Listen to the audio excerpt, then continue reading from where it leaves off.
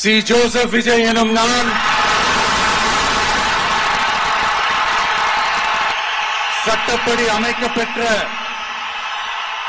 இந்திய அரசியல் அமைப்பின்பால் உண்மையான நம்பிக்கையும் மாறா பற்றும் கொண்டிருப்பேன் என்றும்